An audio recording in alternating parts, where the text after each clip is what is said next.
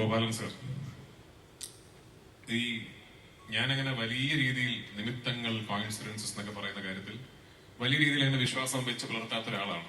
പക്ഷെ ലൈഫിൽ എന്തെങ്കിലും നിമിത്തവും കോയിൻസിഡൻസും ഇവൻച്വാലിറ്റി ആണ് എന്ന് തിരിച്ചറിഞ്ഞ ഒരു നിമിഷം ഉണ്ടായിരുന്നെങ്കിൽ അത് 10-12 ദിവസങ്ങൾക്ക് മുമ്പ് ഒരു ദിവസം പാതിരാത്രിയാണ്.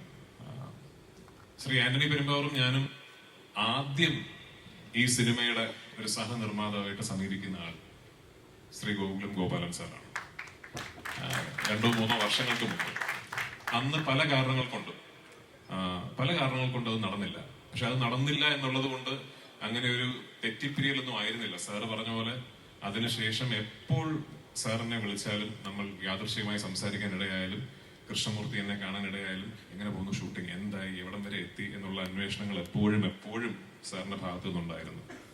ഞാൻ നേരത്തെ പറഞ്ഞ പോലെ ഒരു പക്ഷെ നിമിത്തമായിരിക്കും കറങ്ങിത്തിരിഞ്ഞ് എത്രയോ വർഷങ്ങൾക്ക് മാസങ്ങൾക്ക് ശേഷം ഇത് ഒരു ഗോകുലം ആശീർവാദ് സിനിമയായി തന്നെ സിനിമാ പ്രേമികൾക്ക് മുന്നിൽ എത്തണം എന്നുള്ളത് ഒരു നിമിത്തമായിരിക്കും. അപ്പൊ അതിന് ഒരു പ്രതിസന്ധി ഘട്ടത്തിൽ ഒരു ഫോൺ കോളിന്റെ അടിസ്ഥാനത്തിൽ സാർ ഇത്രയും വലിയൊരു തീരുമാനമെടുത്ത് ഈ സിനിമയിലും എന്നിലും ഈ ടീമിലും കാണിച്ച വിശ്വാസത്തിന് ഒരുപാട് നന്ദി.